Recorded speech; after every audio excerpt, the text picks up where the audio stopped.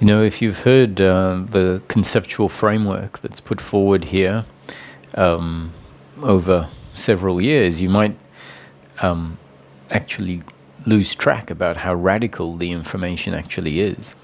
I know I lose track of how radical the information is until I come across someone that has no idea about seeing life from this perspective. And that's when it dawns on me how radically differently we can come to see life in a very short period of time.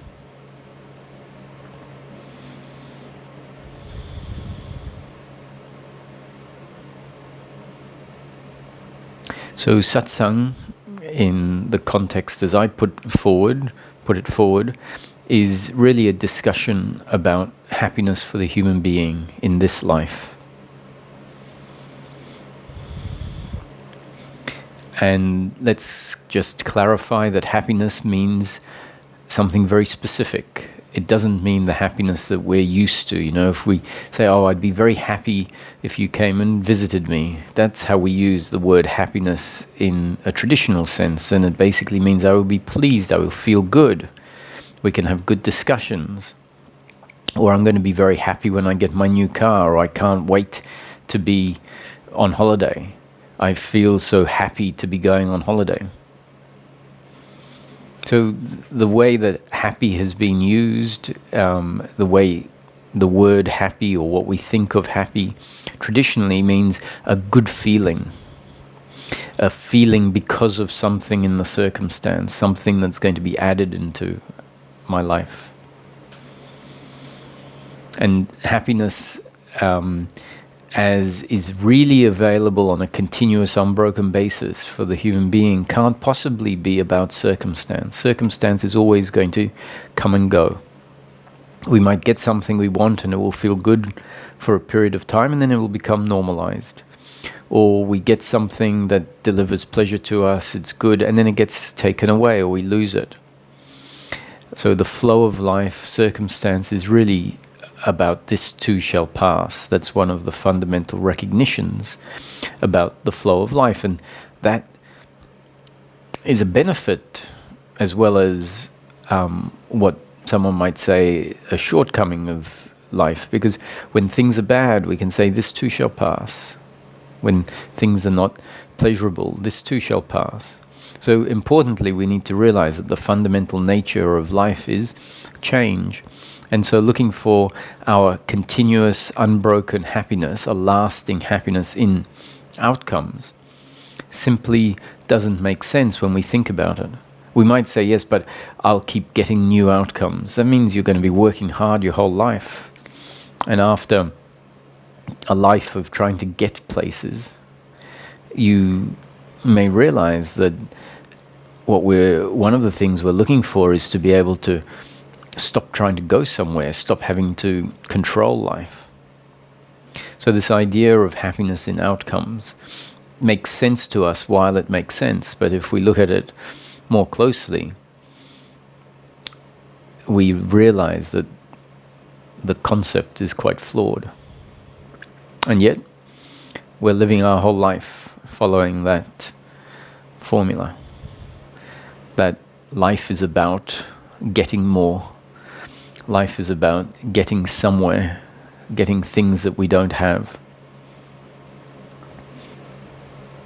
And it's that thinking dynamic which has become heavily ingrained and intertwined and now presents itself as part of who I know myself as. The one that needs to get somewhere, the one that needs to make life happen, the one that is incomplete now and will one day be complete when certain circumstances, certain pleasures, certain additional things are added into one's life.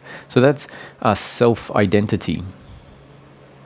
And the way that the brain seems to work and how it forms and how it then affects how life is experienced, puts in place a sense that that belief system, that idea, that psychological identity is extremely concrete. That's the actual expression of what is a belief system, a psychological idea of who I am, in practice presents itself as being something very tangible and concrete. We know it as tangible and concrete, not because of the flesh and bone type of tangible and concrete, but because of the trueness, you could say, the absoluteness, or how absolute the feeling feels, a feeling about what a certain outcome means about me. When an outcome happens and, let's say, someone disagrees with your point of view, or someone doesn't deliver, doesn't play along with how you would like them to play along in order for you to receive what you would prefer to receive, you can feel a sense of self that feels very much attacked. And so it doesn't, in practice, feel like this sense of self is just thought. In practice, it feels very tangible and real. And this applies for feelings of despair, or feelings of shame, or hopelessness, or worry, or expecting and desiring, feeling like you really need something. When those feelings come in and they arise and they flood the system, it doesn't at all feel like just a fleeting thought, oh, that's not who I am. It feels like that is very much who I am, and it's very real and concrete.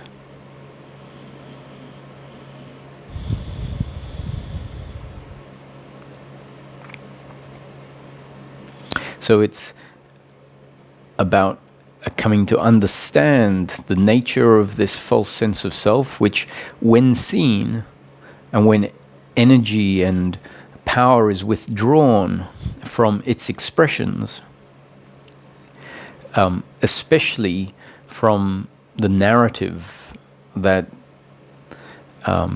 is a very common output of that psychological identity, the story of guilt, the story of blame, the story of pride, the story of expectation and worry.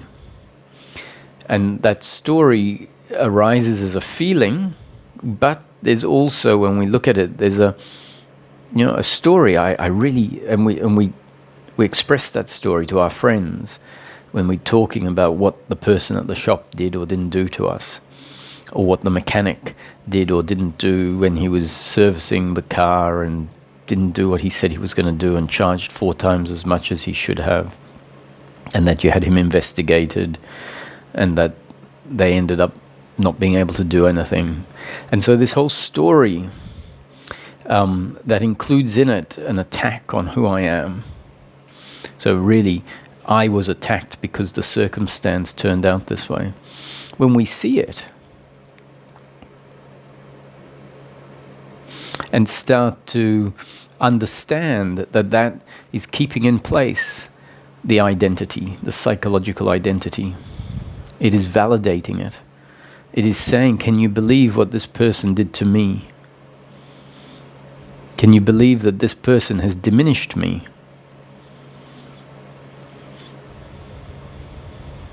If we didn't feel diminished, the story wouldn't have charge, and it wouldn't be repeated over and over. It might be repeated as in a way, a form of entertainment when communicating with people as something to talk about, but with a very specific focus about being curious about human nature, or pointing out how extreme something was, but the charge behind it won't be there. And if the charge is there, we probably might talk about it for a little bit, and then it's forgotten.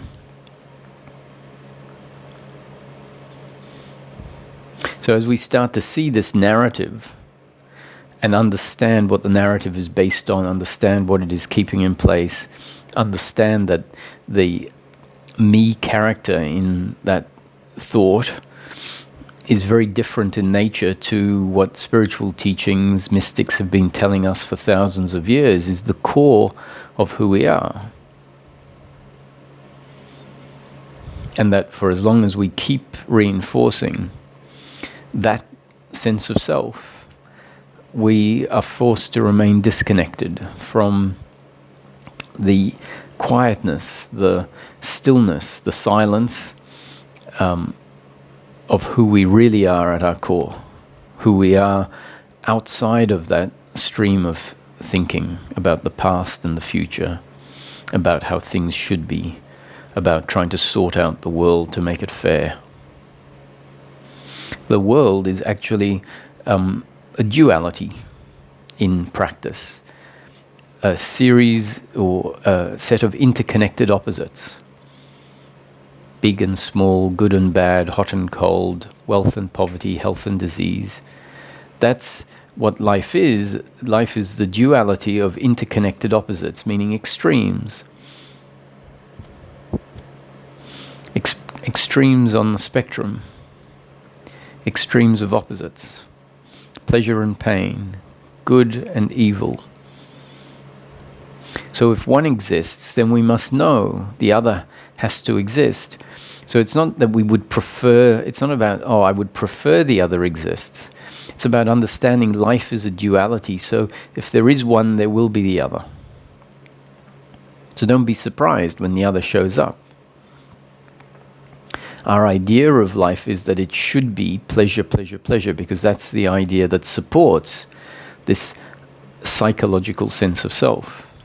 So when the psychological sense of self is in place, we just don't get to see life accurately, because this psychological sense of self only wants to see life in a way that supports it. It is an imagination, and so it then has an imagination of life rather than seeing life as it is. So every time we have an insight and we really get to understand, oh, of course, life is interconnected opposites. And therefore, if there is good, there will be evil. So let me not be surprised when I hear about evil acts. I'm not saying I like it, but I'm not surprised that those occurrences arise within this manifestation of interconnected opposites. And so each time we register life more clearly, that means that this psychological identity gets a little bit weaker.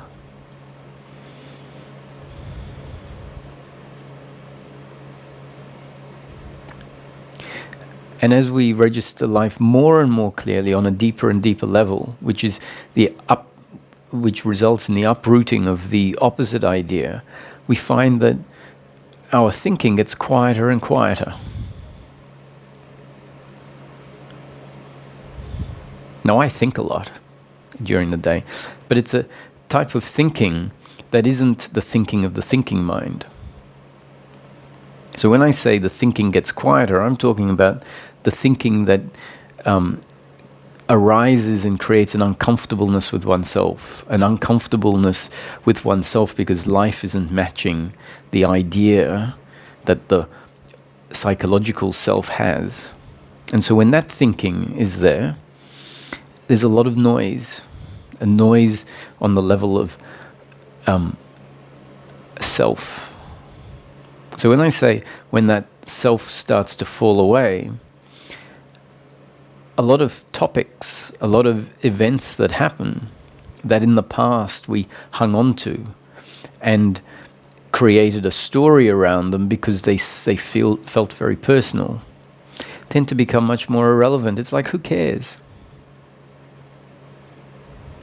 Who cares that that happened? That was a long time ago, at least an hour ago.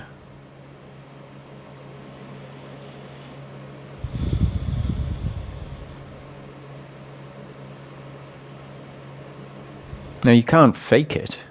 You can't fake who cares. If the psychological identity is in place, we might say we might pretend it's not a problem, and inside there's a fire going on, a simmering over it. And in a way, we're just kidding ourselves if we say, oh no, it's not important, and inside there's this inferno about what has happened. That's not really what I'm talking about.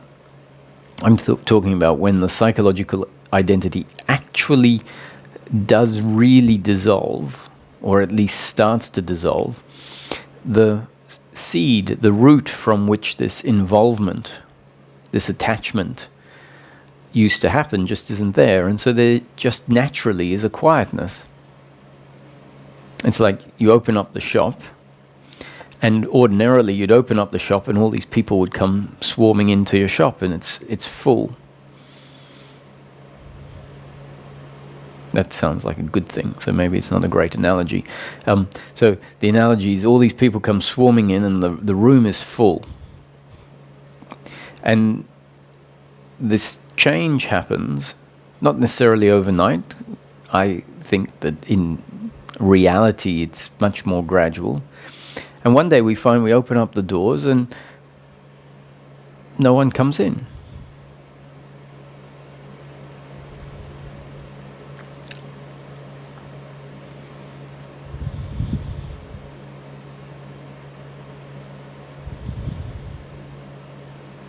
That's the sense of, the false sense of self has fallen away.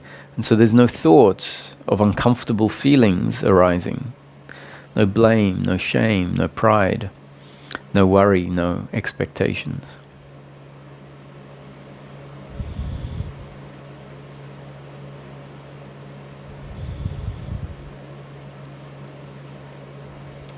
And so the thought might arise, oh, how do I do this? How do I get rid of this psychological identity? I've heard you describe the end of suffering. I've heard you describe the dissolution of the psychological identity. It sounds great. I'm all up for it. So what do I do? Because there's still suffering arising. And I can understand how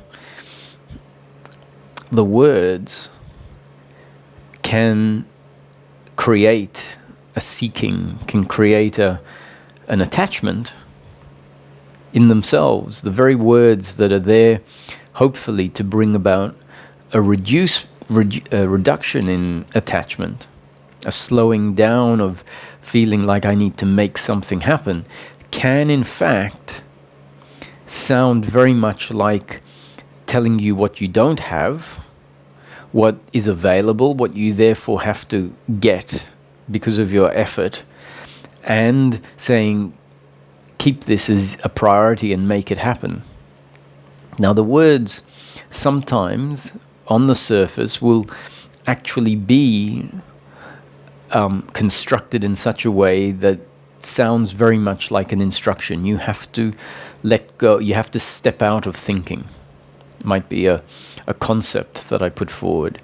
Now, if we listen to that, you have to step out of thinking, step out of the realm of thought.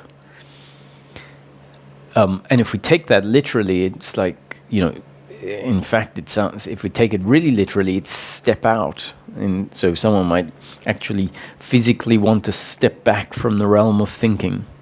And so clearly, in figures of speech, they're not to be taken so literally. And we understand within a certain context, okay, step out of, the argument. Doesn't necessarily mean you have to leave the location. It just, if there's people having an argument, it says, don't buy into the argument.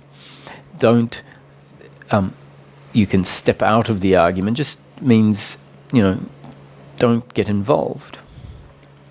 But in the context of step out of the realm of thinking, in this context, I'm not even talking about it as an action that you do. So it's very hard to have a context if the attitude of doership is there. It says, okay, I understand that I don't physically need to take a step backwards with my feet to step out of the realm of thinking. But if we are still thinking very much in terms of doership, then it's going to be taken literally to a lesser extent, but still literally in terms of, oh, I have to step out of thinking. And more accurately, what it really means is that a stepping out of thinking may happen. You might find yourself being stepped out of thinking. You might find yourself existing outside of the realm of thought. It may happen. It's a happening. Not necessarily one of these happenings that is like, an exceptional moment where everything else is your doing, and then this particular thing is a happening. The truth is that when we understand life from this perspective, we see everything. My speaking is not my doing. I'm not doing it. Or if someone says, can you please give a talk on attachment to outcomes? It becomes very clear that the talk, when it happens, even though it's happening through me, and even though it is about attachment to outcomes, and that was what someone asked me to do, we can see that that is a happening, that my whole life is a happening, because we understand I found myself in a circumstance. In the circumstance, there was the inclusion of the sound coming from someone's mouth, or we can just say the sound in the environment, in the circumstance, saying, can you give a talk on attachment to outcome? And then this body-mind organism reacts to that, and something comes out. Now, given the genes and up-to-date conditioning of Roger, it makes sense that a talk on attachment to outcome could result. But that's a result of a whole lot of factors collaborating together to create this output. And I wasn't I am a result of life. I didn't create life. I didn't create any of the factors. So the speaking is happening. And if things happen differently before this point, the speaking probably wouldn't be happening.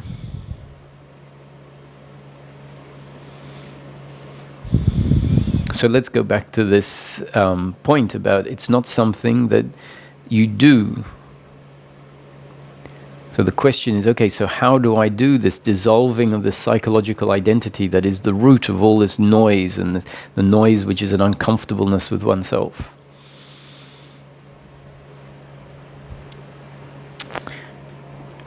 And I understand that the words sound like it's telling us to do something sometimes. So I'm reiterating, it's not about that. What can happen is that if it's interpreted that way, someone can feel extremely frustrated. A frustration arises, and that frustration is a form of suffering because they are trying to get somewhere that is described, a place of end of suffering, trying to see something that is described, let's say the non-doership of life, and they can't see it. It's just not happening. It's like, tell me where I'm going wrong. I can't see it. I can understand it intellectually, let's say, but I can't feel it to be how things actually happen. I can't see it in such a way that it's going to overcome the unfortunate events that happen because this so-and-so did what is clearly not the way you should act. You know, that's what someone might say, and I understand that frustration, and that frustration is there because the attitude towards the seeking, the attitude that is hearing the teachings, is the attitude that is the very core of this psychological identity. So what would I suggest so as to, for the likelihood of someone getting involved in the seeking with this attitude of doership? I say, listen, the words that I'm saying are descriptions. So I'm describing aspects of life that are particularly relevant from the perspective of this topic of happiness for the human being. right? If we were describing things that were relevant for gardeners, for example, I'd be out there talking about the different types of leaves on the different types of plants, and how this plant requires much less water than these other ones, and how this plant, when it has yellow leaves, means it's lacking in magnesium. Magnesium is the chemical in the shed on the second shelf. And so those descriptions would be very useful for someone who wants to know how to look after various plants and be able to identify the plants, be able to know what to give them, how much to give them, all of that. So they would just be descriptions of best practice, let's say, or descriptions of how things work within the garden. In the talks here, they're just descriptions. I promise you, never are they a prescription for a doer, because there is no doer. There is no you or me as a separate, independent doer of life. There is you and me as instruments through which life is happening. Life has always been happening through us, and we have for a long time thought that that was my doing. So, having seen that there is no doer, that life is happening exactly the way it's designed, I'm not going to be telling anyone to do something, but I will deliver information that can change the up-to-date conditioning and therefore result in the functioning differently, result in change. And the statement that sounds like a prescription is actually part of that new conditioning. So even if I say, look, sit quietly for 15 minutes, it isn't a prescription. It sounds like a prescription, doesn't it? Sit quietly for 15 minutes. I'm just putting it out there as new conditioning, and it's something that might happen. I don't expect it to happen. If I expected it to happen, I'd get frustrated when it doesn't happen. I know that life is going to happen and the outcome is not in your control or my control. So sit quietly for 15 minutes. And I don't expect that to happen. It might.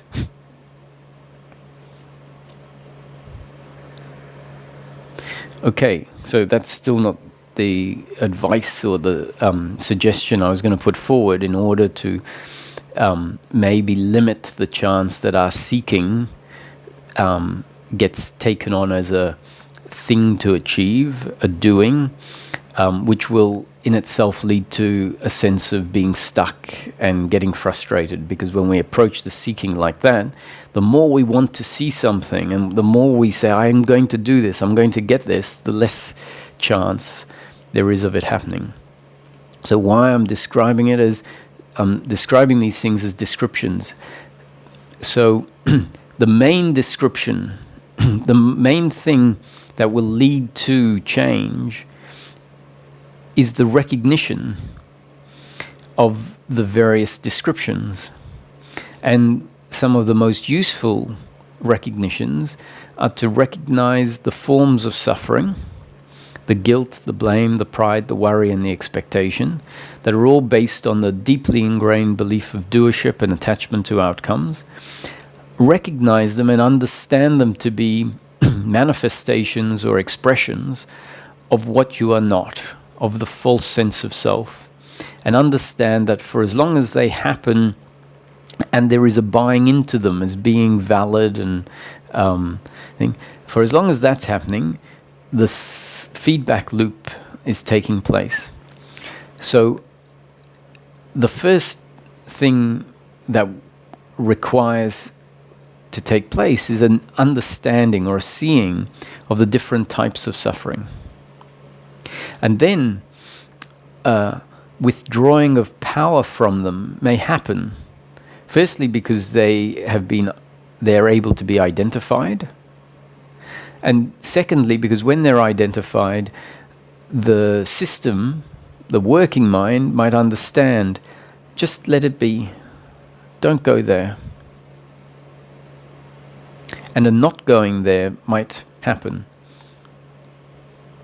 So my suggestion is that during the next 5 days, you don't have any jobs to do in terms of stopping certain types of thinking. You simply need to spy on that thinking when it arises. A bit like peeking into a room with one eye from around the doorway and spying on a ghost that's functioning in the room.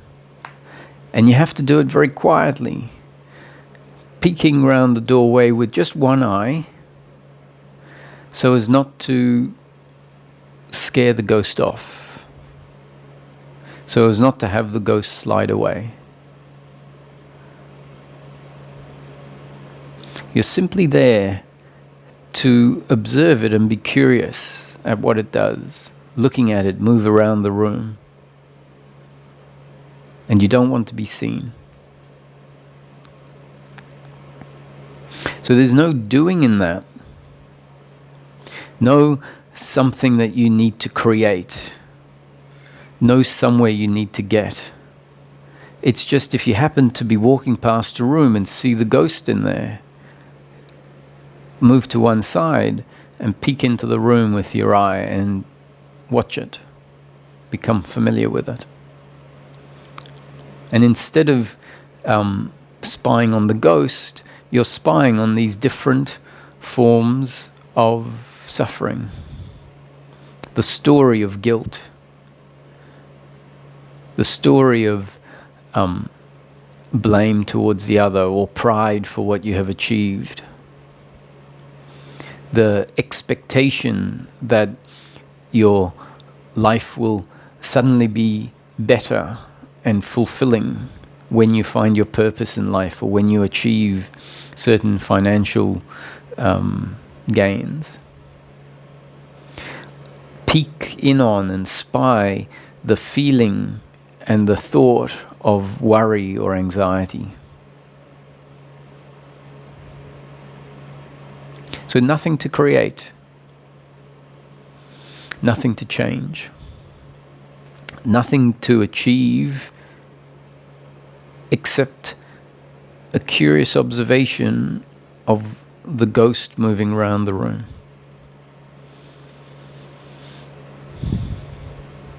Now that's pretty straightforward. You don't have to analyze what the ghost is doing. You don't have to judge it as good or bad. You don't have to remember exactly what he touched or where he went in the room, or she. Just watch it, knowing that that is the ghost that has been described to you, so you understand that is what you've been asked to watch.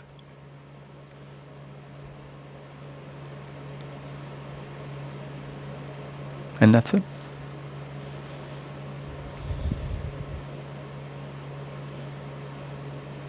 And only when you come across it.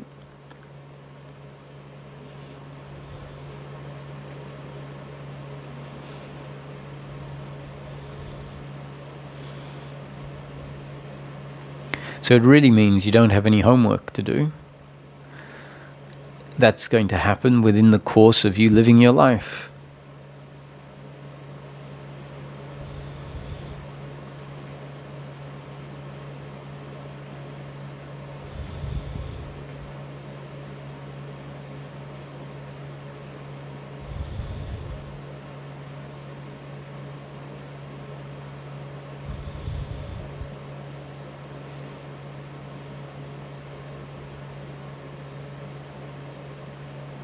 You might find that you start noticing the ghost in different forms,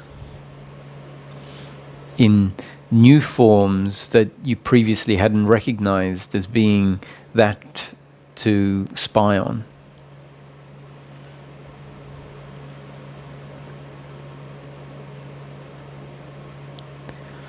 If you had been given a description, spy on the blue ghosts, the green ghosts, and the red ghosts. And you see the blue, green, and red ghost. And then one day you see a ghost that is a color, and it doesn't fit into your category of blue, red, or green, or it hasn't in the past anyway. And then today you see it and you go, actually, that's a light, very light blue. And it clicks, oh, I should be spying on that one too. Should be curiously watching that one. And then the next day you see another ghost that you've seen many times before, but it wasn't one of those you had been asked to look at. At least you didn't recognize it as that. And then you realize, ooh, that's a very light red, or a very dark red that looks like brown or black. And you realize, oh, there's one of those that I'm curious about, that I'm hiding behind the doorway and peeking in and watching.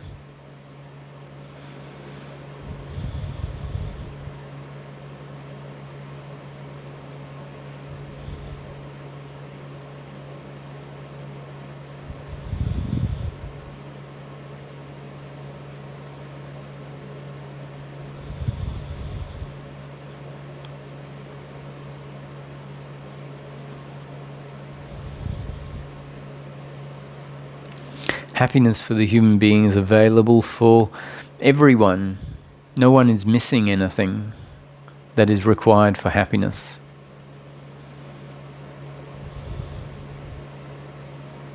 It's not necessarily going to be everyone's birthright. However, when we start hearing information that is specifically tailored to help bring about certain changes, there's no reason why someone can't find this happiness setting in.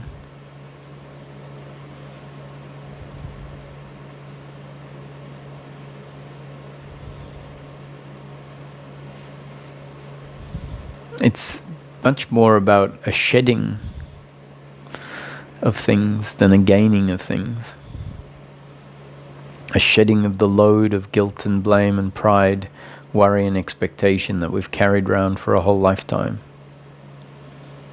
Carried around because the deeply ingrained belief of doership and attachment to outcome have been locked in place by life, and life hasn't yet delivered descriptions that tell us that life actually isn't unfolding in that way.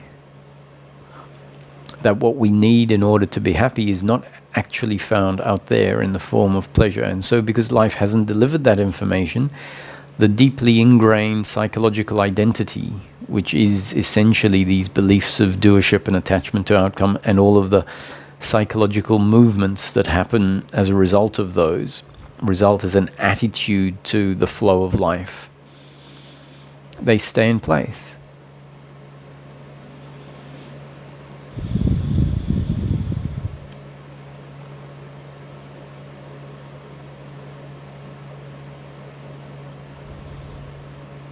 The human being, what Roger is, and what everyone out there listening, watching is, can be summarized as impersonal consciousness of source linked to a particular body-mind organism and functioning through that body-mind organism as personal consciousness.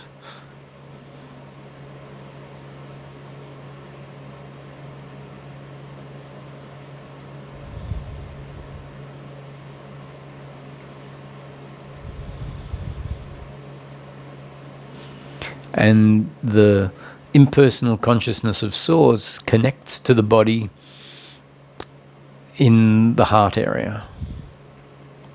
Not necessarily the physical heart, but more what we could call the energetic heart. You could imagine it as where the electricity plugs into the human being. My sense is it plugs in from the back, but in that area. and functions through the human being. So when we drop into the heart, when we return home, when we rest in being, the center of consciousness, which tends to have been dragged up into our head and then is experiencing life through the veil of thinking, when we drop into the present moment, drop out of thinking, that center of consciousness can drift as if dragged down by gravity back into the heart.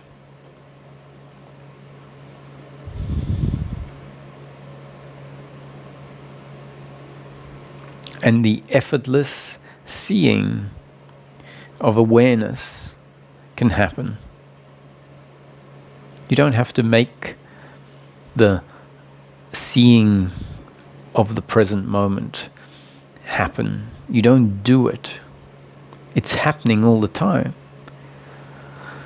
So dropping into the present moment is much less about making something happen, but stopping the other activities that get in the way. So drop back into the heart, which really means stop and be aware, which is your true nature.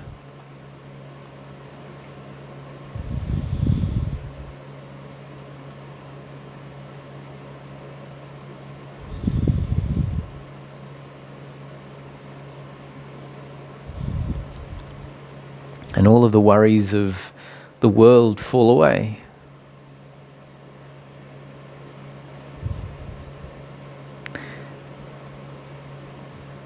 And we realize that I exist, I'm here.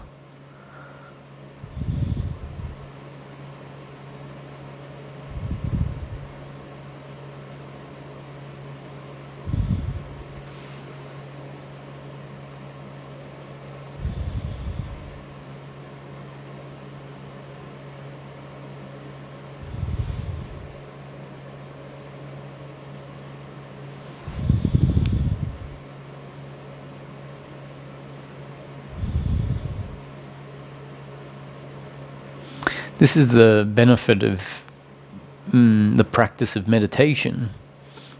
If you find that you are driven, you have an urge to do it, not because you should, but because you feel like it, it's a time dedicated to just dropping out of the busyness of the world. Not so much for any particular reason, just because it feels good if it feels good. And so that's why I'm suggesting do it if you feel like it. But if you do feel like it, one of the reasons you might feel like it is because when it happens, you find that there is enough space given, allowed, put aside for the thinking mind that is really involved in activities, involved not only in activities that are practical activities, but sometimes involved in perspectives of life that are causing problems where they may not really exist, or rather getting involved in fights that are not your fight to be involved in, or at least not your fight to be involved in if you step out of them.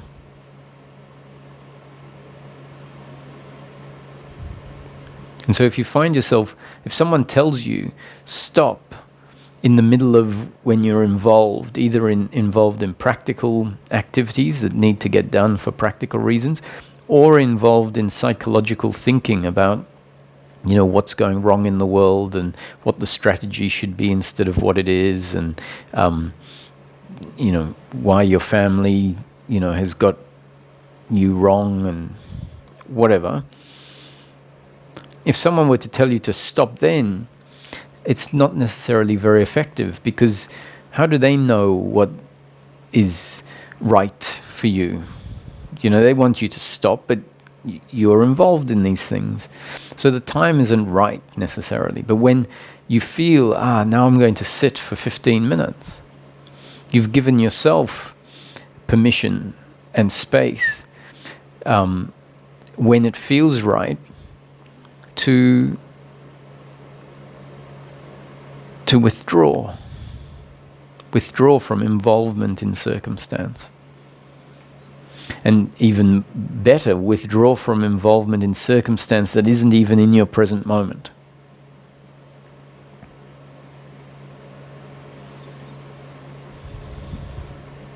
And you sit and close your eyes.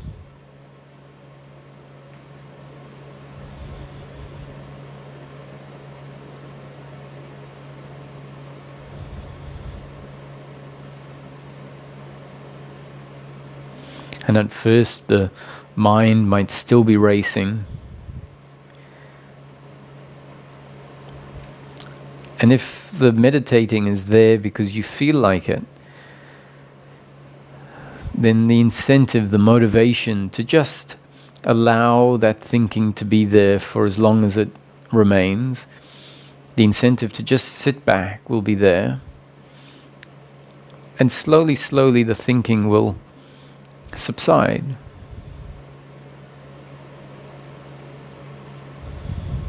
And if it doesn't, you can just spy on it like a ghost in the room. Be curious. Not try to change it. Maybe in that particular meditation, destiny is not for it to subside fully. So having an expectation that it subsides fully is another of these psychological overlays onto the content of life.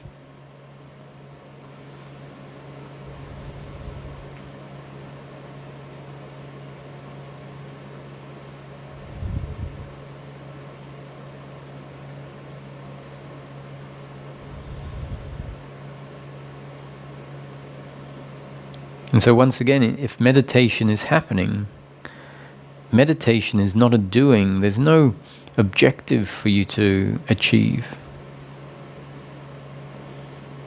Meditation is the allowing of everything to be as it is. Allowing life to happen. Now, if you've got your eyes closed and you are present with the present moment experience, you'll understand that life in that particular moment is presenting in a very different form to what we are used to when we are moving through daily life.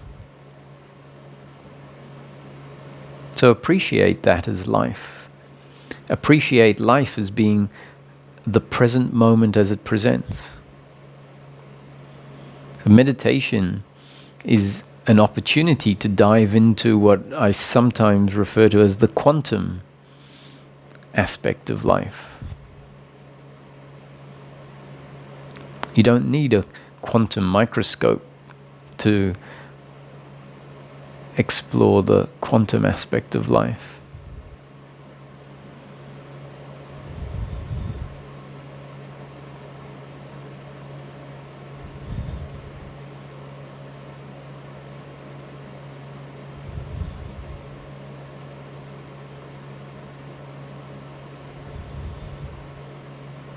It's an opportunity to become familiar with the inner landscape.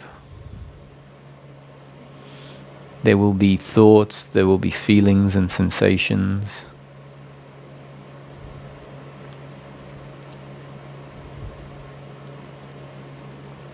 And what is ever present, both in the exploration of the inner landscape of life and life as it presents in daily living, what's ever present is the awareness that is registering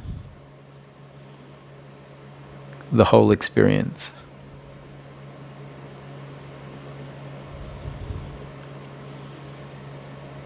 So in meditation, you have the opportunity to be aware of life without form, without as much form as is there when we're experiencing what we will call daily life. And you might notice that form comes into existence because of the visual object. Form comes into existence because of the sense of touch. And in an instant, you can find yourself in a completely, radically different experience of life, where by and large the experience of form falls away.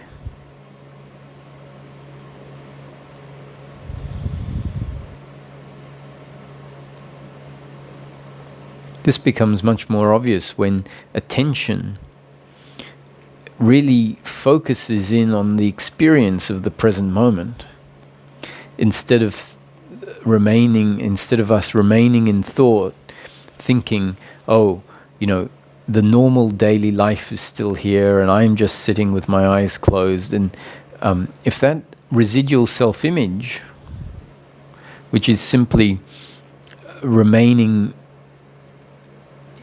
with our attention focused on a type of thinking, if that residual self-image persists in the meditation, then the real exploration of the formless dimension of life doesn't take place. So I would suggest you can focus your attention on what you might remember or know as the space in between your eyebrows.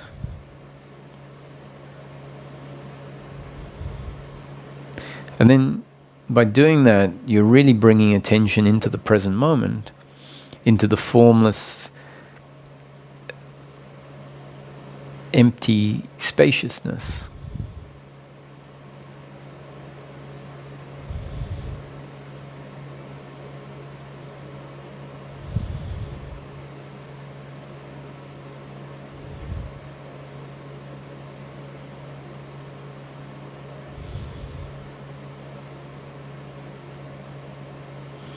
You might find if the center of consciousness has drifted out of what you may feel is the remnants of your head down into the chest, and then attention is brought to what you might be calling in between your eyebrows, and then there is awareness of this vast spaciousness that has no boundaries, no edges, no form. You might find yourself dissolving into that spaciousness. You might recognize that there is no body there, no physical body. The body has disappeared with all of the form.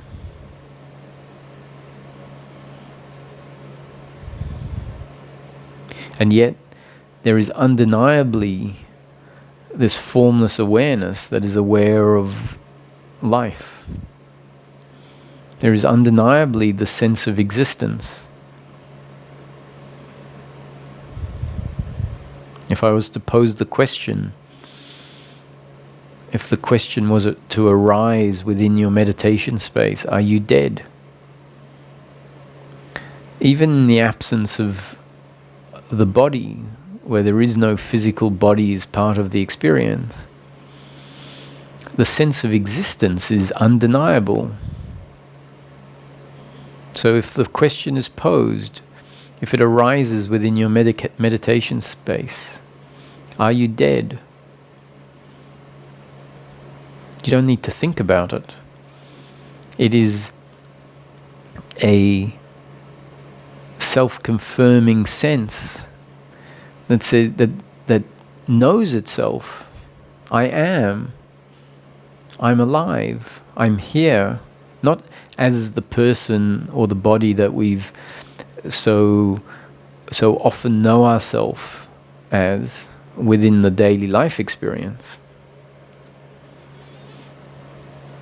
but as an undeniable sense of existence.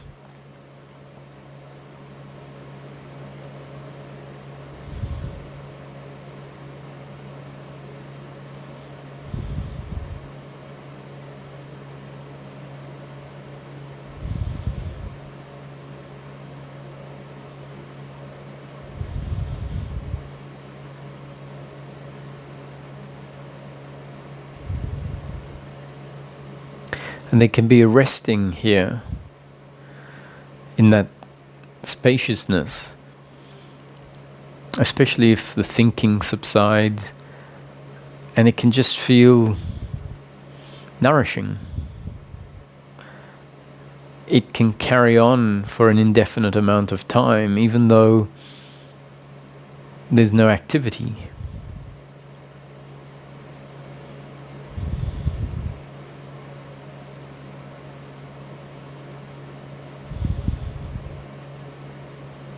And as the thinking gets less and less, and the merging gets deeper and deeper, we might notice that the sense of time and space falls away, because so many more of the residual self-images, so many more of the memories of the more traditional daily life experience fall away. External sounds that might be interpreted as arising outside of me, a car or a dog barking, if the residual self-image is present and registers that, it might register it as a sound outside, and so the sense of space still exists. The sense of inside and outside still exists if that's happening.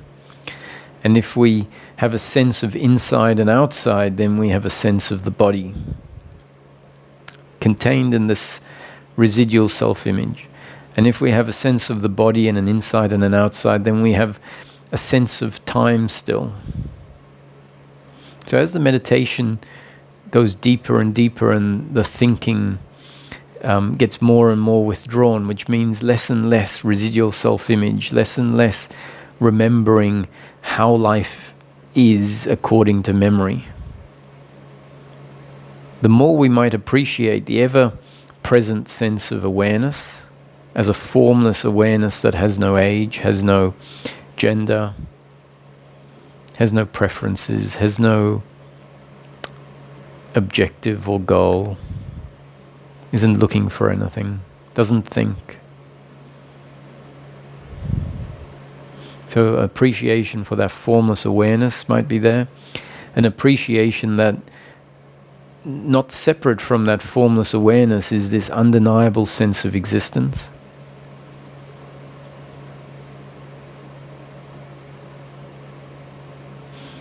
And there can be an appreciation for the timelessness of that space, the spacelessness.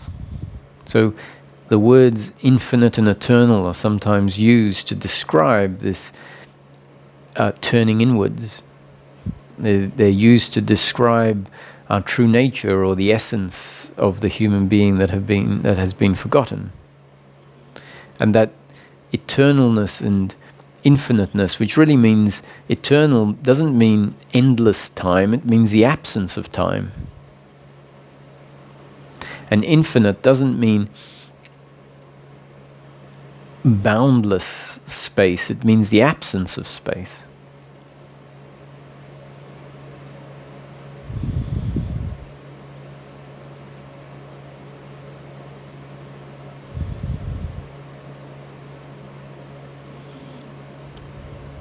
And it might become more and more apparent that the world of form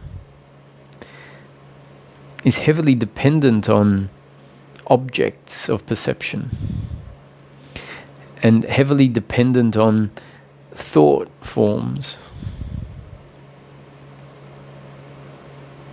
And that any time when it feels appropriate, you can sit quietly, and in an instant, the world of form can fall away.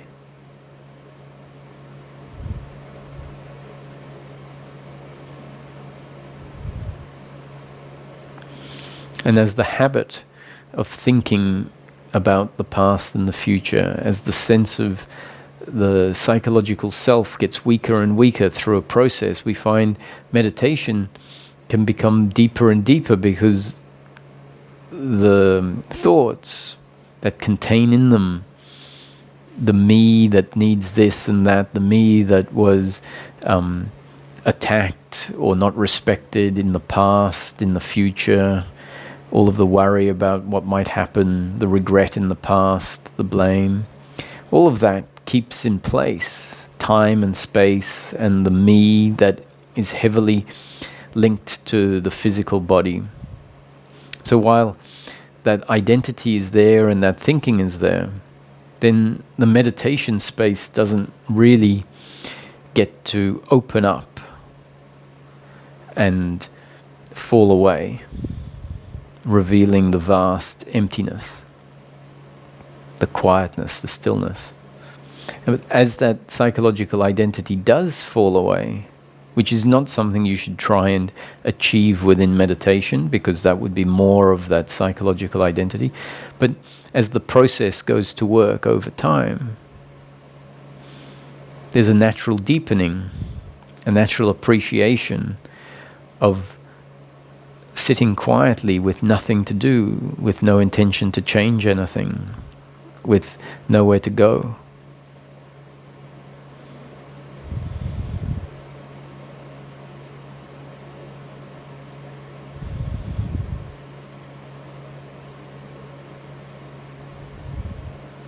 And then there's this resting in the self, the formless self that is awareness and the sense of existence, and the knowing that that self is an expression of Source, that we are always connected to Source. And as you come out of the meditation and the eyes open, and the daily life world appears again, and the body is there, you might have a sense of that awareness and that sense of existence that was more easily revealed in the meditation space when the world of form was absent. You may be able to sense that that is still functioning through the human being, is still that which is aware of everything that's happening.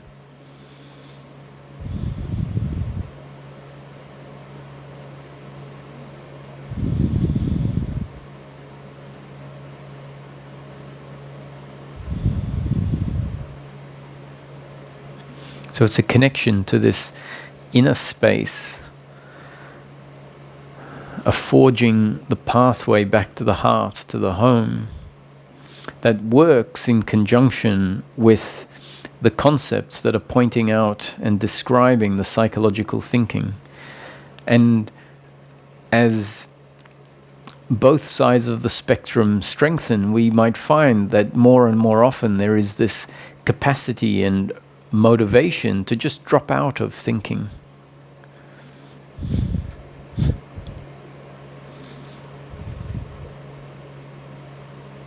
And to drop into this space that we can call home or the heart. To just leave involvement in outcomes alone.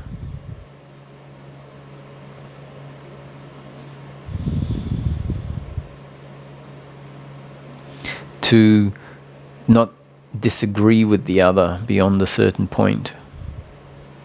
Especially if the disagreeing is being taken personally and causing uncomfortableness for oneself or for the other.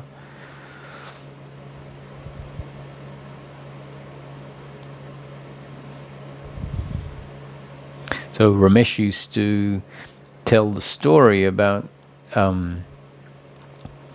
how we can have the attitude that everyone is right. Because everyone is really seeing life from their perspective, and that's all that we can ever be doing. That if we see life a particular way, it's because we're seeing it from our perspective. And to then expect the other to see it from our perspective is to make a fairly significant mistake. How can they? They're not in your shoes. They're not seeing through your eyes. They're not feeling through your specific set of genes and up-to-date conditioning. So from the perspective that the whole of life is a happening, the whole of life is an unfolding, that someone who believes something completely different to what you believe, someone who sees something that you think is a travesty as being a very good thing, is as right as you are.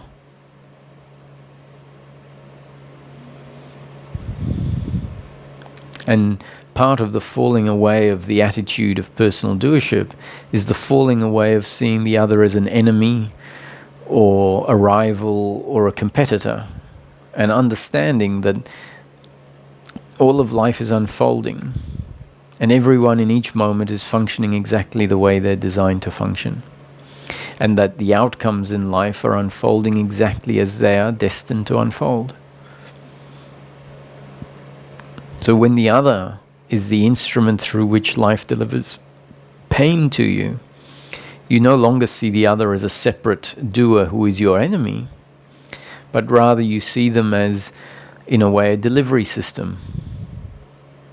So don't shoot the messenger. You can see that it was your destiny for pain to be delivered, and it was the destiny of the other to deliver that pain. Just life unfolding.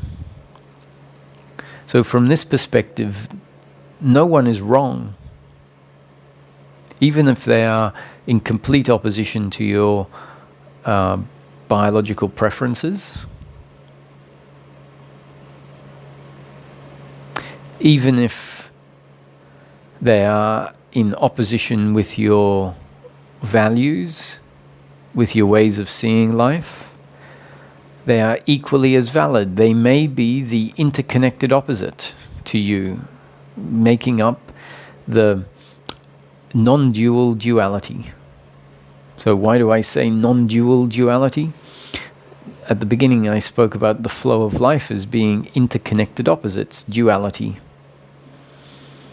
But they are interconnected opposites, which means apparent opposites, opposites in experience. In practical terms, there is pleasure and there is pain. In practical terms, there is wisdom and ignorance. There is intelligence and lack of intelligence. There is hot and cold, big and small, liberal and social, political views. There is natural medicine, allopathic medicine.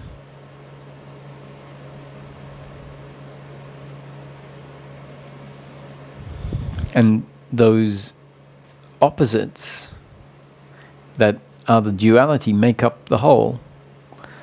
And it's very important to be able to see life from both perspectives and not mix them up. We need to be able to live life on the relative level and acknowledge the relative good versus bad according to specific preferences, according to specific objectives. And then also understand that what we're calling good or bad relative to an objective is a subjective experience based on how we see things from our point of view, and understand that we don't really know whether something is going to be good or bad, given the system is so complex. And yet, even if we come to this conclusion, which is very important, that actually there is no good or bad, there is just the whole. Come to the realization, what I think might be good might turn out to be bad. What I think is bad might turn out to be good. So on the one level, we have to say everything just is, and I don't really know. And yet we still need to be able to function in life on a relative level where we take a position and act based on the position we've taken, but hopefully that position is held in a context that understands the bigger picture view. Not such that the bigger picture view wins, but so that they can coexist. And what I mean by that is that in this situation, for example, that we're facing, we may well find that in some period of time we're faced with the choice to go and get a vaccine or not have a vaccine. Here in Australia, we have the choice as to whether we download an application onto our mobile phone that keeps track of who we interact with for the purpose of informing people if they've come in contact with someone who is then identified to have the virus. And some people are saying that that is a violation of privacy, and other people see that as an amazing use of technology to protect people's health. So you will naturally fall somewhere on that line, even if you take the view that I don't know. I don't really know if it's good use of technology or if it's a attack on our privacy. I don't know how in the future that information might be used. I don't know, but I don't know it's going to be used badly. And so someone might be sure it's going to be used badly, someone might be sure it's not going to be used badly, someone might say, I don't know how it's going to be used. And so even if we have this understanding of life as a whole, we still need to find ourselves functioning on a relative level, which means we will make decisions based on the information we have. So I have the decision to download the app, and I will make that decision based on relative information. Hopefully, someone doesn't hold that relative information and say it is truth. They realize I had to make a decision. I made the decision on how I feel about a topic. It's a valid decision. It may prove to be wrong in hindsight, but that's life in general. We're never in control of the outcome. And that's not the point. The point isn't to make the right decision. The point is to trust that we are making a decision based on our makeup at that point in time. And if we can have the attitude that understands that, then we'll see that in each moment we make decisions based on relative information, the outcome not in our control. And if we get to have the perspective that the information we are making the decision on is relative, we get to see life from a broader picture as well as from the practical daily living perspective. And that means our attitude towards the other can be one of not seeing them as an enemy or a competitor.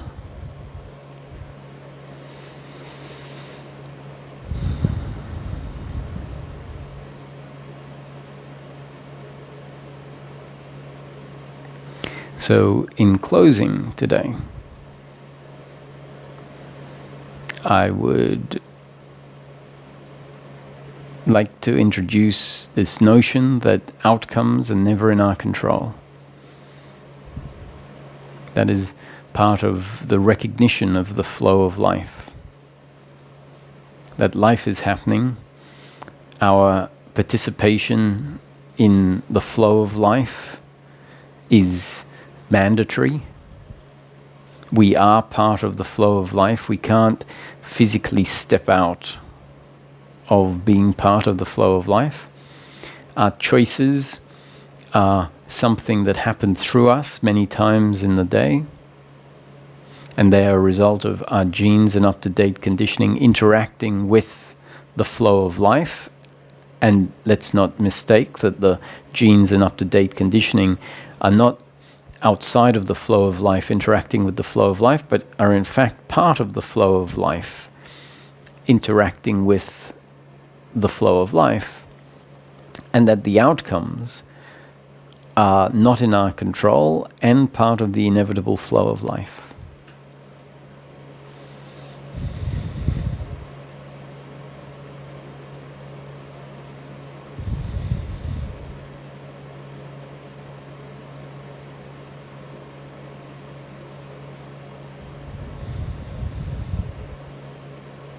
So we'll open it up to a few questions.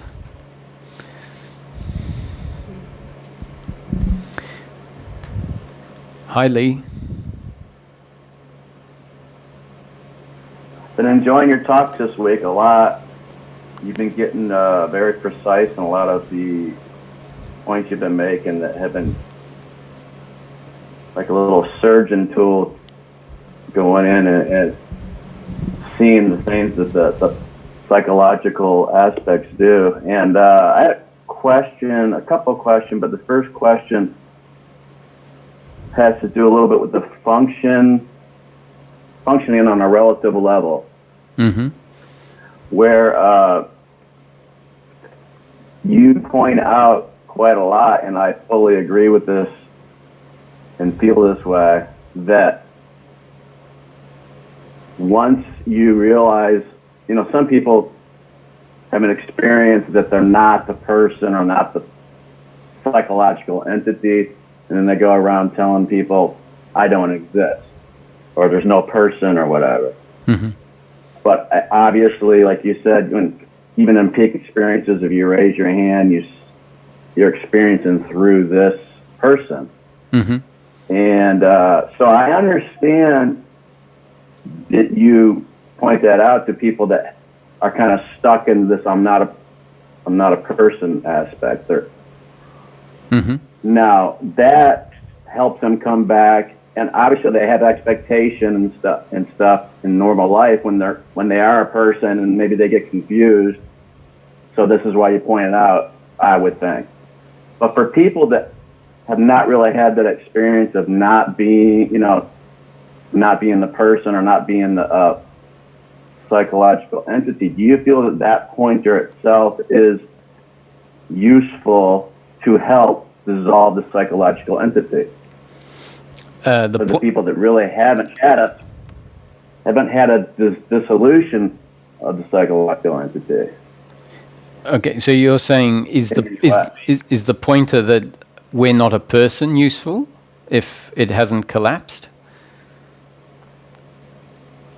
No, there's the pointer that we actually are a person, because that's full circle. And even if people get stuck out in I'm not a person world, mm-hmm. they need to come back and realize that they function through this body, mind, and all practical purposes are a person. Mm-hmm.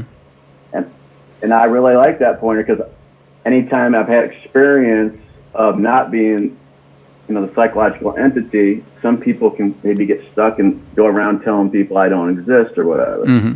So that helps people come back and just live in the relative world. Yes. You feel that pointer is useful as well as to help dissolve the psychological entity as well, even for people that have for people that have not had that experience of not being that. Yeah, so let's, I understand the question, and it's, it allows me to get into something that I'd like to get into, which is this,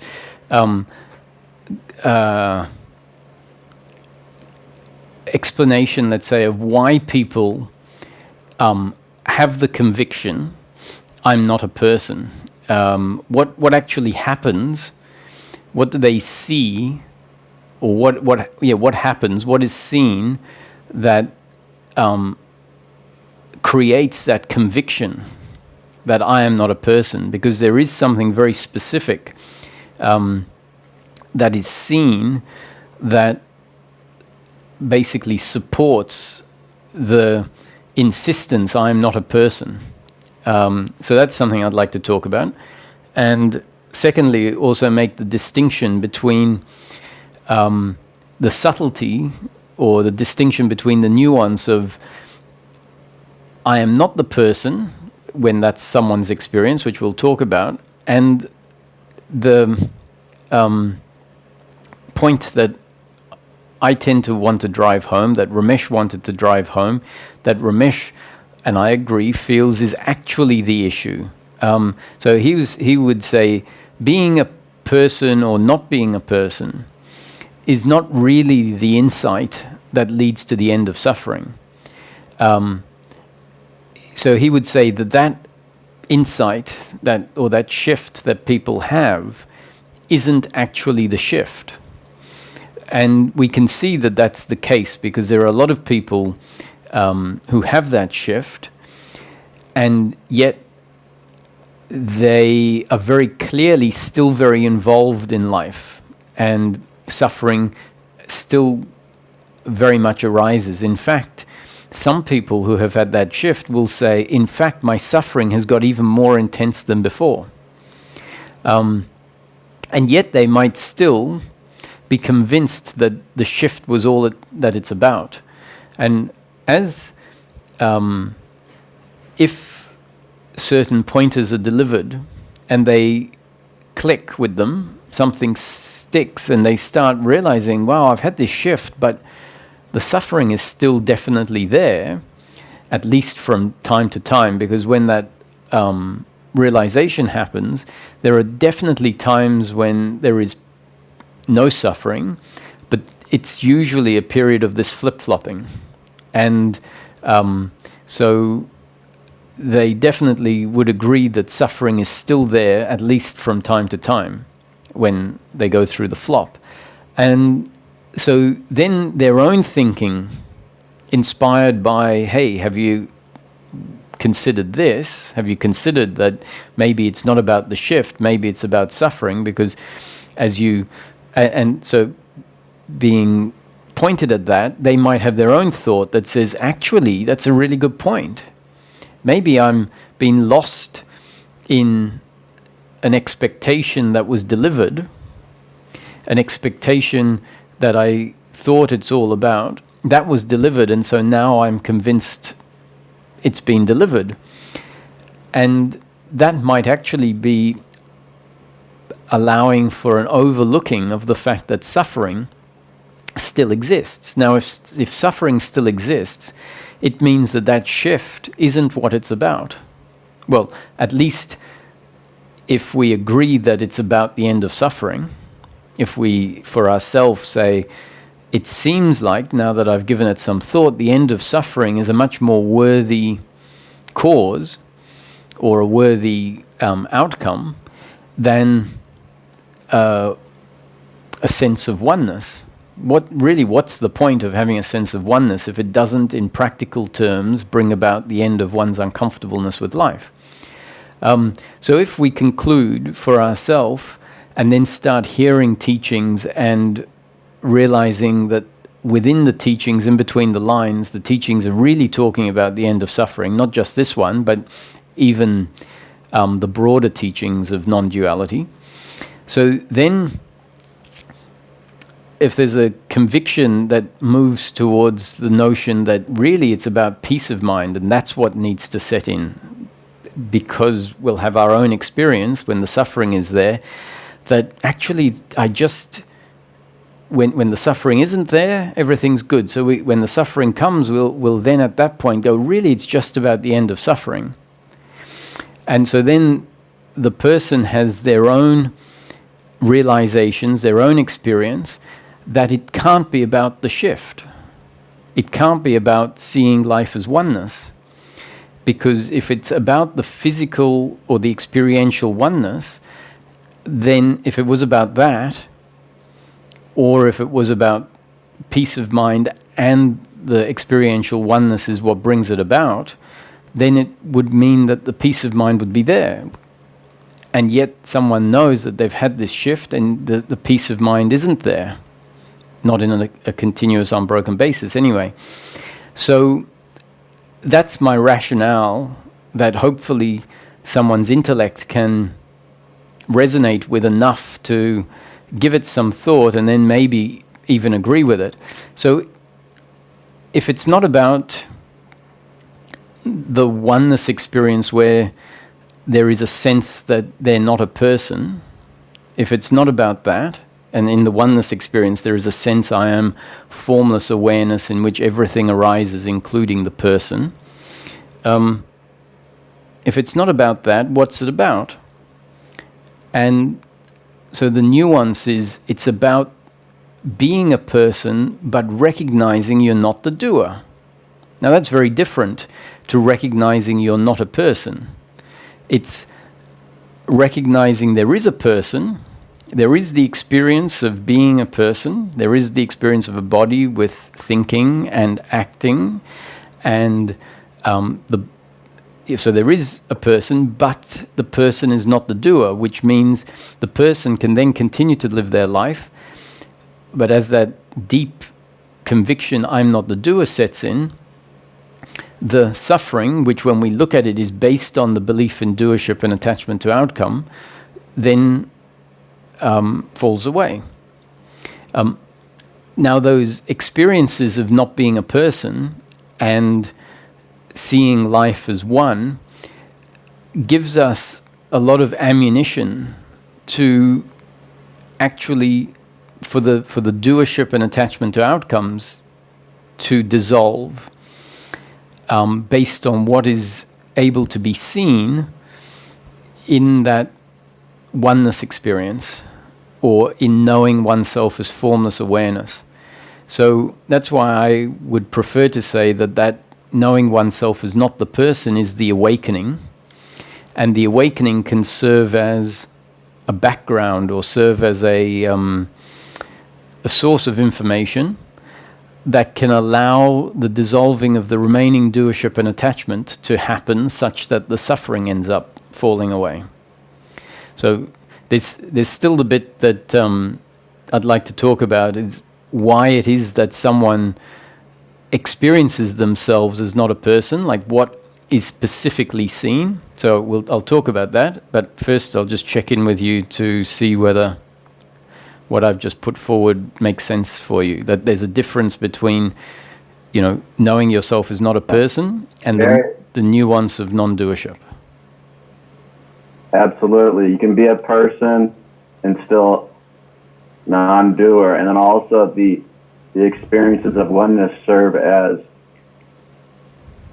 a resource and inspiration almost, but that's what I've gotten out of this so far. But yeah, I understand what you're saying so far. Yeah. So if we go back to the meditation space that I was talking about, and if we have our own experience of meditation, as the thinking quietens down, as focus and attention turns inwards into that spaciousness, what is often recognized is the fact that life, what we know as daily life experience, the experience where there are tables and chairs and walls and floors and the sky and other people and 3 dimensions and all of that, what we tend to realize is that is an experience, a construct, you could say, a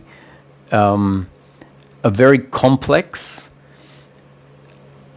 experience arising in consciousness that creates the impression of a 3-dimensional world with a body, a person, operating and moving through this 3-dimensional world, interacting with other objectively real people. That's the impression that the experience creates. It's an experience that has been designed to create that impression.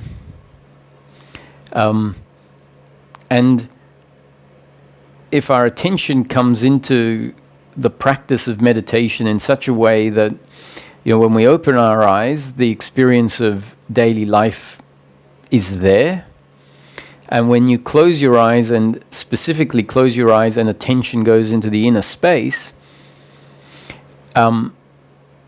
we can merge with that inner space in such a way that is the reality in the moment. That is the new experience that has taken over from the previous experience. And we're not very used to seeing life with such presence, which really means we're not really used to paying much attention to life when the daily life experience isn't there. We haven't spent much time in meditation, especially before spiritual seeking starts and before non-dual teachings come in. So even if we have spent time in meditation, often it's not accompanied by the non-dual pointers that talk about the illusion of life, the non-existence of a person, etc., etc. And so as we start receiving those teachings and then also start having our own meditation experience and awareness and attention should I say, attention being focused on the meditative experience that includes very little of the daily life objects there, we can, actually suddenly is a good word, we can suddenly become aware and realize the appearanceness, the apparent nature, you could call. Apparent nature means that the nature of experience is appearance. It is why life is referred to as illusory. Although illusory, there's many layers to life, and so the illusory nature of life can refer to different aspects or different layers of life. But this realization where we see that the whole of what we know of daily life is essentially appearance within consciousness. That the table really only exists in our experience when it appears as a visual object, and when we touch it, or if you lick the table when you lick it.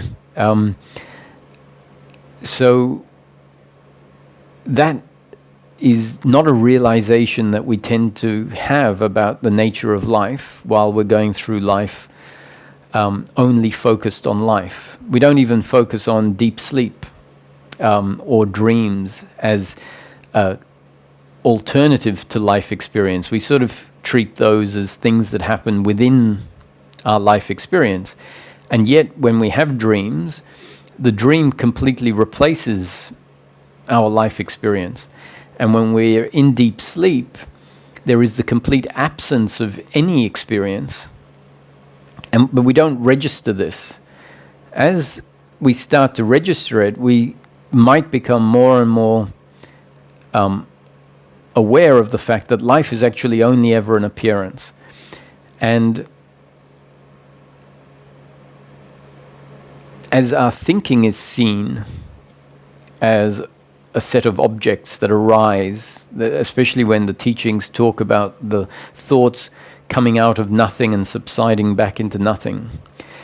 So those teachings that sort of diminish the existence of the body as being the source of thinking, the source of feelings, and diminish the truth of causality, diminish the truth of time and space, are doing us a great favor. They're very profound. They're essentially trying to withdraw our belief in the experience of life being exactly as it's experienced. So if it starts to become apparent that the experience of life is an appearance in consciousness, and when we close our eyes and go into the meditation state, that experience effectively dissolves, then the teachings are, in a way, getting us to explore daily living experience as well as the meditation state, and they're trying to deconstruct the beliefs that keep life feeling very concrete and real. And they can very effectively, for some people, sort of stick a spanner in between some of the cognitive functions, such that those functions either stop or get witnessed. And when a cognitive function gets witnessed, we see it as an object in the present moment.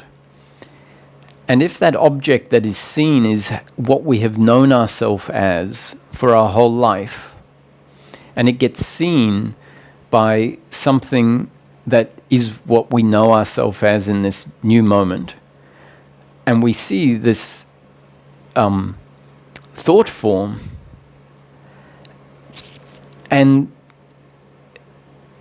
in an instant it's like, oh my God, that is just an appearance. That thought is just an appearance. And that same witnessing might become aware of the body that feels so real, and see it as just a momentary appearance as part of the moment where daily life is present. So as soon as a person sees that, and then, let's say, goes into meditation, and in the meditation space there is no person, at least there is no person within the experience, there is no components of the person in the experience. And if the components of the person are there in the experience, there seem to be layers of experience on a background of awareness. And so if someone's going through that phase, what they're in effect is happening is the experience of life is being deconstructed. So deconstructed off, you could say, the background of awareness, which then becomes seen as the canvas on which all the objects are placed in a very layered fashion to create the impression of a real objective world. And once that's seen, the consciousness or the awareness or the person, who knows what we should call it, when, let's say, that person, that seeker, realizes this for themselves, what they would say is, I'm not the seeker, I am the awareness that is aware of the seeker.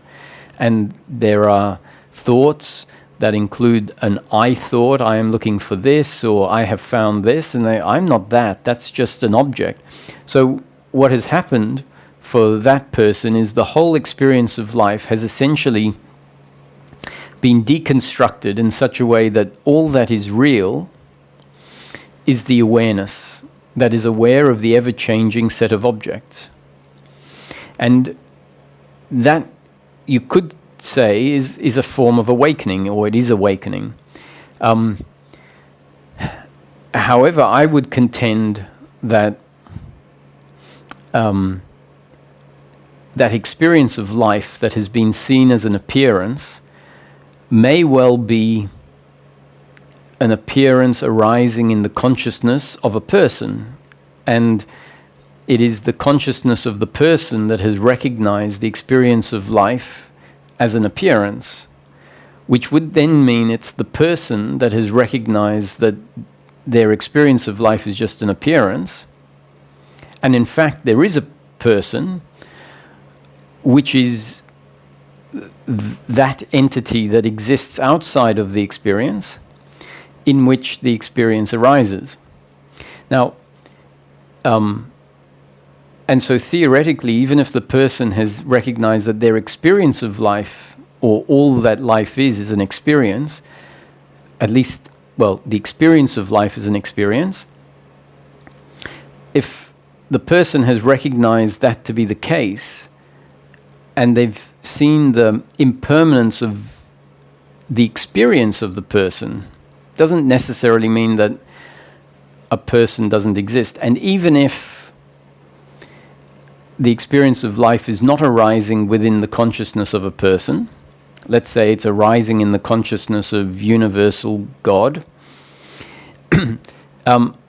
I contend that enlightened living is the acknowledgement that even though I see that the experience of life is an appearance, that it consistently appears even after awakening in such a way that there is a consistency, that the body-mind organism remains, and that a deepening of that realization is a deepening whereby we have to have the insight, even if this is just a dream, And to an extent, it's called a dream because a dream is an appearance in consciousness. And so if daily life is just an appearance in consciousness, if there is no objective world that actually exists, then still our realization needs to be a realization, oh, I can't escape this dream.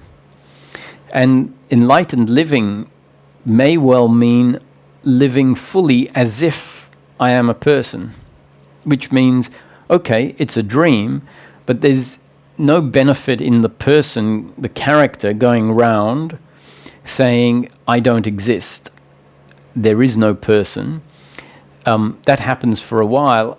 And then at some point, it's like, living life fully means dropping the idea that the person isn't real and allowing the character to function, understanding that the character is functioning not because the character chooses to function, but because the character is part of life or part of a dream, whichever way you want to describe it. I don't describe it as part of a dream because, as I said, the deepening of the understanding, as far as I see it, is to come back and be the person, to live as if you are the person. And when I say as if, that doesn't mean pretending, because the truth is, even when we have this realization, or the various realizations, we still don't know whether the person is real or not. We know that the experience is all we know of life. We know the experience is just appearance, but that experience might be a reflection of an objectively real world, which includes a person. Regardless, I'll repeat myself again, we still have to come back and live life as if we are a person, live this life of time and space until the body dies. And the benefit of all of these insights and realizations is that they can contribute to the person then finding themselves living life free of suffering, not because the idea or the belief that the person doesn't exist has fallen away. As I've said, we have to come and re-embody the person as if it's real. But what falls away is the deeply ingrained belief of personal doership that is the basis of all the psychological suffering. So there you have it.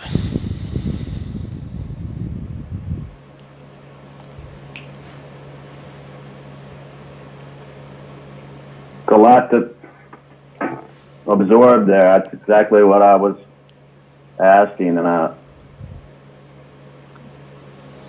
I think that the top-down approach is knowing that we're awareness, and then some people get stuck in that.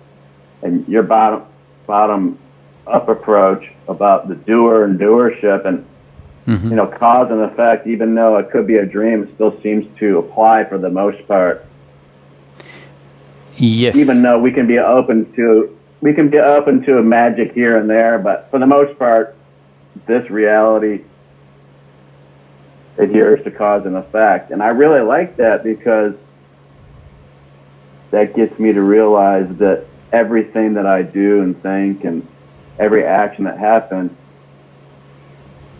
goes back to a cause well before, just me doing it. And that helps get it from both angles, I think. So, yeah, you answered the question perfectly, so thank you. Thanks, Lee. That's, I think that's important important stuff to clarify. So thanks for the question. Absolutely. Thank you.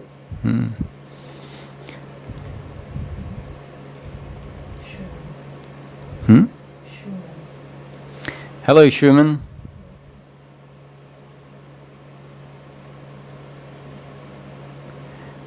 Is it Schumann? Can you hear me?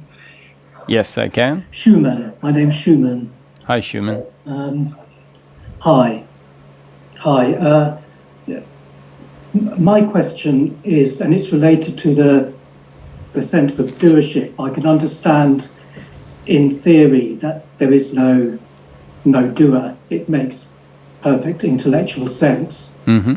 But when it comes to my practical life, and it has been pointed out to me, there's a lack of authenticity about my character. By that I mean, in terms of my, like, life is seen as pleasure and fear. A lot of my fear is based on what other people think of me. Mm-hmm. And to be honest, it can be even worse than the fear of death. And I even wonder if the fear of what other people think of you and losing friends and things like that is part of the energy of death. I'd say it is, yes. It has shaped my character. I'm very conscious of the fact that I'm inhibited. And it was a woman that pointed out to me that I'm not authentic.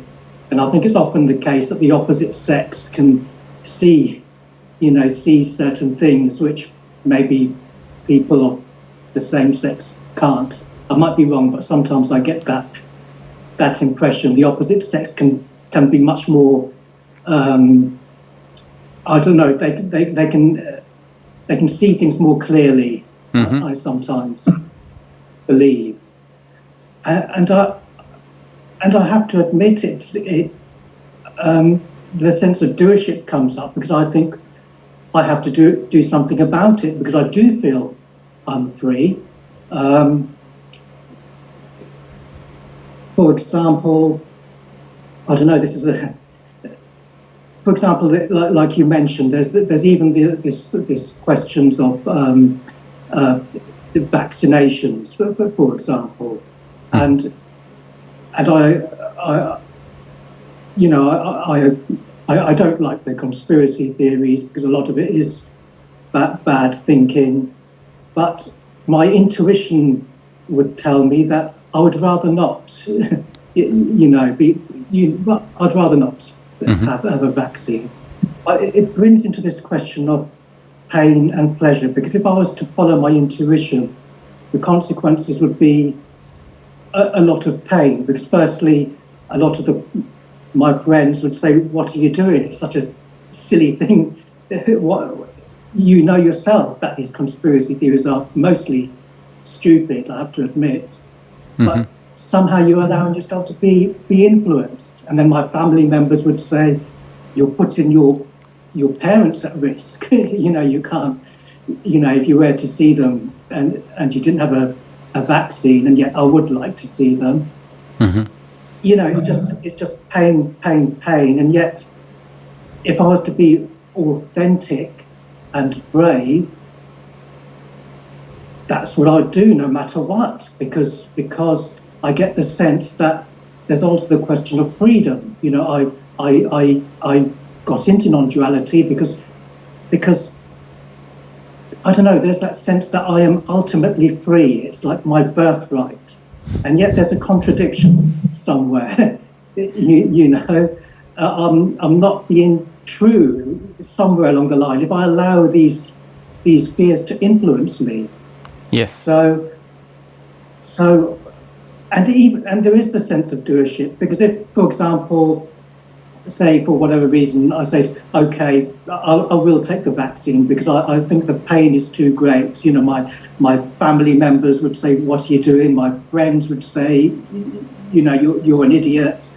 It's the more comfortable option, and yet I feel like I've betrayed something. Whereas if I did my best, and then against all the odds I had to take it, I wouldn't mind. But if I didn't put up enough of a fight, so to speak, I'd feel like I've betrayed myself. There is that sense of doership. There's just something which well, as I say, I'll answer. I get the picture very. You've described it quite well, so I'll happily answer to what you've put forward. I can feel it. Are you happy with that? Yes, please. Yeah. Yes, yeah. Thank you. So, if a female says to you, "Listen, you're just not being authentic. I can feel it. The thing is, do you feel that? Is she hitting on something? And the probability is yes. Okay. So what my point is that, do you feel that she was hitting on something that you believe is the case? I do. Yeah. It was a bit of a shock because because people generally like me, they don't say anything negative. Mm-hmm. But I could see she was speaking the truth. Yeah. So you see, if you can feel that, now it's not about what she said, right? So now it's become about your own recognition. And that's very important, because I remember when I first went to see Ramesh, there was, I had this sense, because I was in this witnessing state, and there were some beliefs that I didn't believe were beliefs, because they were supported by the state, which is, I am consciousness, I'm formless awareness, I'm invulnerable, the flow of life won't touch me. And in that space, I had this sense for myself that something wasn't quite right. I just didn't feel like there was a depth to life that I could say. There felt like there was a depth missing. And I had a discussion with Ramesh, and he said to me one time, he said, I understand what you're saying, but are you sensitive? And so when he said, are you sensitive? It hit something in me that I suspected was what was missing. There was something missing. And to me, it felt like there was no depth to life. It felt like I wasn't feeling, that I wasn't sensitive. I really felt like if I was a meter that registered electric current, I was set onto a very high resistance, and so the meter just moved a little bit. So when he said it, it wasn't so important that he said it. If it didn't resonate with me, it wouldn't have had the effect. What it was important was I think that. I think that I'm not sensitive. And so that then leads us to be able to do an investigation in a very powerful way. So if you can feel, okay, there is a lack of authenticity, and freedom is about being authentic. Freedom is about truth, about reality, not necessarily in the way that we might define truth and reality, but there is often a yearning for truth. When we're seeking, at some point in the process, we have a yearning for truth. We might, in moments of frustration, because suffering is strong, we might say, I just want to know the truth. I just want to know myself truly. And that's a hint that this movement is really about authenticity. The false sense of self, the doership and attachment to outcomes, is this identity that isn't interested in seeing things truly. It's just interested in trying to get what it wants. And it will have all sorts of strategies to get what it thinks it needs in life. And what it thinks it needs is pleasure, and the ultimate pleasure it's looking for is love. Love, acceptance, appreciation from the other, from society, from friends, from family, from lovers, from strangers. It just wants to be loved. It wants to be appreciated, accepted, understood. And so it puts on a mask, basically. We go forward in the world with a mask on. The mask that we think is the mask that will get us those things. And that mask does whatever the mask is shaped to do. It does whatever that mask does. It either says nice things, or it's accommodating, it's agreeable, or it finds argument, because some masks want to be right, for example, and get some benefit out of being right. So if we see that we are putting on a mask in life, and we see that that mask is preventing authenticity, and we recognize that this process is a process of truth, a process of the false falling away, and the false includes our not seeing of life truly. And then you put into the mix the realizations that you've put forward, which is, my family is going to criticize me, my friends are going to criticize me. It would be easier to just get the vaccine, even though something inside of you says, well, but honestly, if I was under no pressure, I would not do it. So with all of that, you have lots of food for thought to start assessing, and then you might find that you'll have certain conclusions arise for yourself, certain insights that will start giving you reason to do things differently. So this input from this female is part of that. It's a gift that was given to you. It was something that made you sort of sit up and listen in a way where you didn't take it too personally. It might have felt a bit uncomfortable having someone that maybe you wanted to like you say look, I'm not interested because you're not being authentic. So it might have felt a little bit uncomfortable, but it really was a gift. You received it in a way that was beneficial. And that could be the beginning of you saying, actually, I want to be authentic. Now, to me, that needs to become a priority. The stepping away from the untrue, stepping away from the false, and stepping into what is true for you. True for you. That means recognizing that our priority not only is authenticity, but what results from authenticity, which is to know oneself. And what else results from knowing oneself is finding oneself comfortable with oneself in life, finding oneself comfortable in life. So these things need to become the priority. They need to be put on the pedestal. And we need to realize that what's currently on the pedestal is love from the other, is appreciation from the other, is less pain, more pleasure. And so if we recognize that and see that peace of mind, in a way has to replace what our current priority is. Our current priority is the belief that my happiness is to be found in pleasure, pleasure, pleasure, and the ultimate pleasure is love from the other.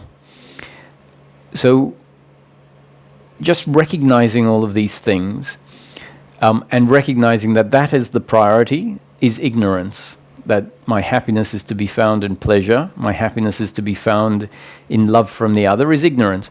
So we might find at some point there is a conscious removing of that priority off the pedestal and putting the new priority on there, which is peace of mind, authenticity, knowing oneself truly. And that, when those things happen, that actually gives us the motivation to say, actually, I don't care what my family and friends think, because that's pain at worst. And I'm taking the pursuit of pleasure off the pedestal and I'm putting authenticity or peace of mind up there instead. So once we consciously replace the objective, I know for myself, once I put that objective up there, I said, I don't care about the consequences, because the consequences are secondary. The consequences are pleasure or pain, which is what I've taken off as my priority. For as long as the pleasure and pain, the love of the other remains the priority, we'll keep compromising ourselves. We'll keep functioning from this mask, this false sense of self. So it's only going to change when there's let's say, a deep recognition of some of the things I'm talking about for yourself. And hopefully me talking about them becomes part of that process.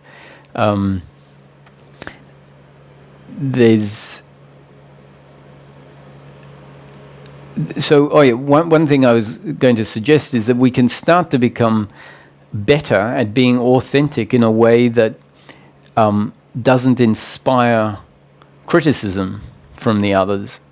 So when it comes to this topic about vaccines, for example, what you described to me is something very authentic, is that it just intuitively feels like the way you would like to move is to not have the vaccine, not because you believe in the conspiracy theories, but in spite of that information, even given that you would tend towards, let's say, the more the information that suggests that it's good for you, good for society, good for the elderly, etc. Even though that's the information you tend towards, when you're authentic, you say, but the deeper feeling, even with that in my system, is to not do it. So that, I would say, is authentic. That, to me, is what needs to be honored. But can you honor that without making it about the other? So if the other asks, for example, you can be honest and say, I'm surprised because I don't have any argument against the benefit of the thing. However, when I'm true to myself, it just hasn't felt like that's the thing for me to do.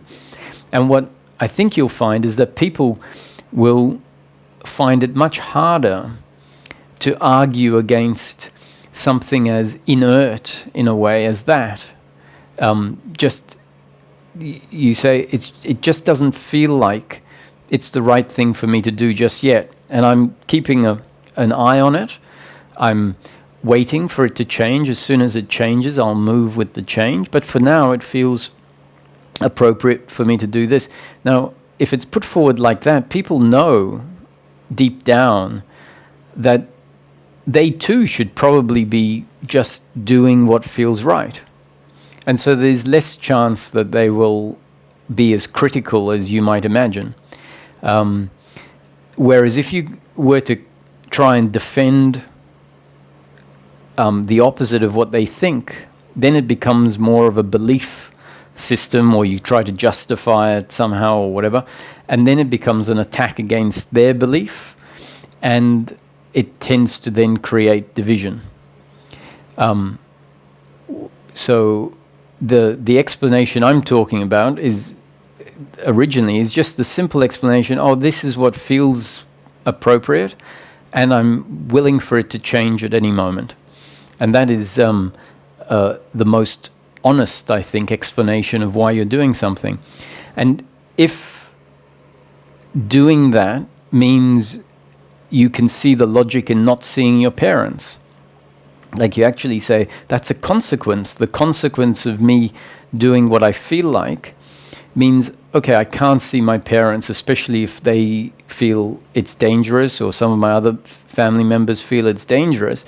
Then see if that feels appropriate for you to stay away, and accept that as a consequence. And if that's too much of a consequence for you, not because you should or you shouldn't, but because it doesn't feel right, then maybe that will change your overall reasoning, where you go, well, actually I feel like getting the vaccination, even if a part of me doesn't. You might say, but overall I feel like it because I want to be able to spend time with my parents, and I agree that me doing what feels right may in fact put other people at risk. So I can't sort of insist on it all going my way.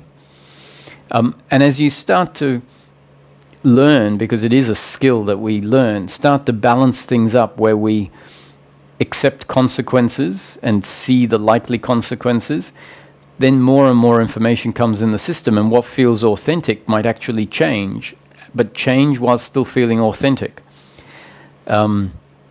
So in summary, I'd like to encourage you to follow this priority of authenticity. I think it's very linked to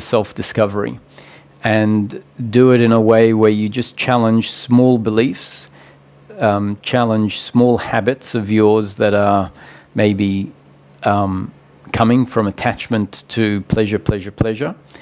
And I think you'll find that if you approach it bit by bit, small bit at a time, the feedback from those changes will prove self-confirming, and that will inspire more and more authenticity to come out, whereas previously it would have seemed like a very fearful thing to do.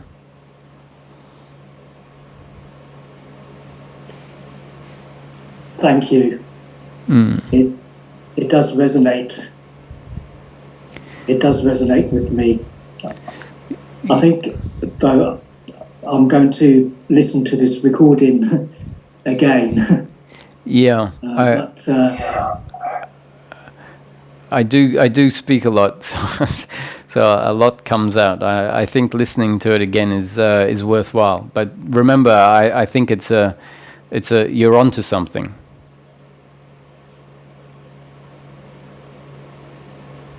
It really did resonate. Oh, thank you very much. Okay. Thank you. Thank you.